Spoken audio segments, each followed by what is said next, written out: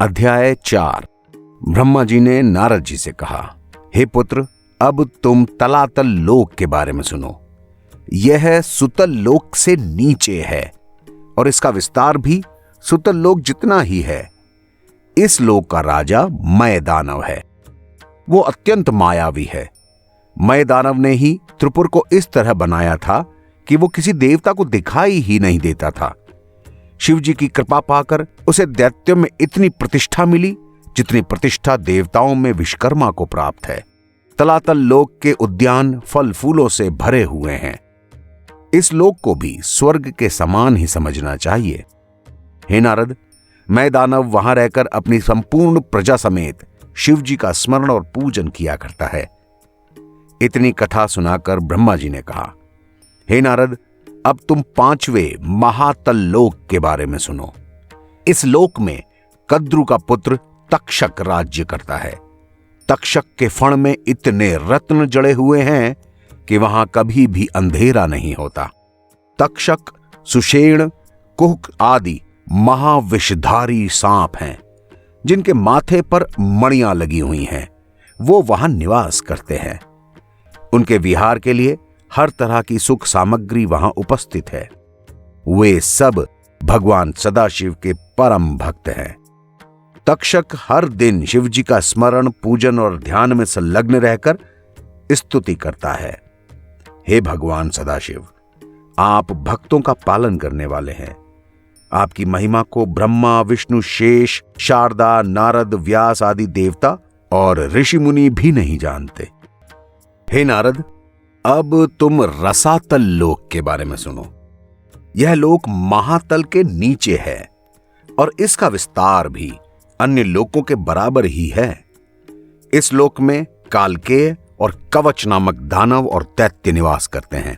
ये सब अत्यंत प्रतापी और बलवान हैं। एक बार देवताओं ने उन्हें परम तेजस्वी मानकर उनके राजा पण के समीप सुरमा को भेजा था। सुरमा ने वहां जाकर कहा कि विष्णु जी सारे दैत्यों को मारकर तीनों लोकों को अपने अधीन करना चाहते हैं।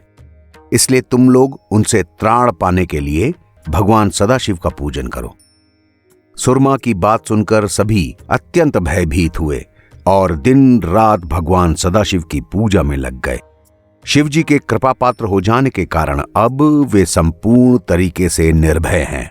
हे नारद, अब तुम पाताल लोक के बारे में सुनो। यह लोक रसातल के नीचे है और विस्तार में भी उसी के समान है। रसातल लोक में वासुकी, शंख, कुलिक, धृतराष्ट्र, धनंजय, कमल, अश्वत्थर, देवदत्त और कर्किट नामक नाग निवास करते हैं। उनके फणों में 5 से लेकर हजारों की संख्या में मणियां लगी हुई हैं। वे मणियां ऐसी प्रकाशवान हैं कि उनसे दिन और रात का पता ही नहीं चलता। उस लोक में जरा, मृत्यु, निर्बलता, दुख, शोक जैसी कोई चीज नहीं है। शिव जी की कृपा होने के कारण उन्हें वहां किसी तरीके का भय, शोक और दुख भी नहीं है। पाताल लोक के राजा वासुकी नामक नाग हैं। वे भगवान सदाशिव की हर तरह से स्तुति करते हैं और कहते हैं, हे आदि अनंतहीन भगवान सदाशिव, आप तीनों लोकों को उत्पन्न करने वाले, पालन करने वाले और संहार करने वाले हैं। आप ही सबके स्वामी पर ब्रह्म हैं। आप सर्वथा स्वतंत्र होते हुए भी भक्त के अधीन रहते हैं। यही आपकी विशेषता है। हे नारद, जिन 7 लोकों के बारे में मैंने तुम्हें बताया, उन्हें सप्तांबर कहकर भी पुकारा जाता है। मैंने जिन 7 लोकों का वर्णन किया, उन सब का विस्तार 10-10 हजार योजन है। वे सब अंडे के समान गोल और सुडौल हैं और उनकी लंबाई 7 लाख योजन है। उन 7 लोकों के नीचे एक और लोक है जिसे शेष लोक कहा जाता है। यह लोक इन सब लोकों का मूल है। इसका विस्तार 20,000 योजन है। उसमें हजारों फणधारी शेष जी विराजमान रहते हैं। वे अपने मस्तकों पर धरती को धारण किए हुए हैं और शिव जी के तामसी रूप है। उनके नाम संकर्षण और अनंत हैं। वो हर रोज भगवान सदाशिव का स्मरण करते हैं।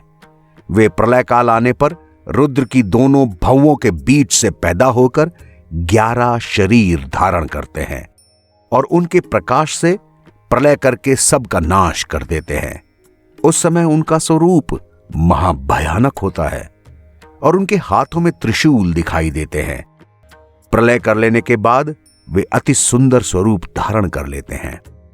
हे नारद, शेष जी का पूजन और श्रवण करने से सब प्रकार के सुख मिलते हैं। उनकी पूजा से शिव जी प्रसन्न होते हैं, क्योंकि वे शिव जी के परम भक्त हैं और उन्हीं के रूप हैं। वो शिव जी की स्तुति ऐसे करते हैं। हे भगवान, आप भक्तों को आनंद प्रदान करने के लिए धरती पर अवतार लेते हैं। आप दुष्टों को दंड देने वाले और सेवकों को आनंद देने वाले हैं। जिस समय हलाहल विष उत्पन्न होकर संपूर्ण सृष्टि को जला रहा था, तब आपने ही उस विष को पीकर तीनों लोकों को बचाया। काल भी आपसे भयभीत होता है, फिर भला मैं आपकी महिमा का वर्णन कैसे करूं।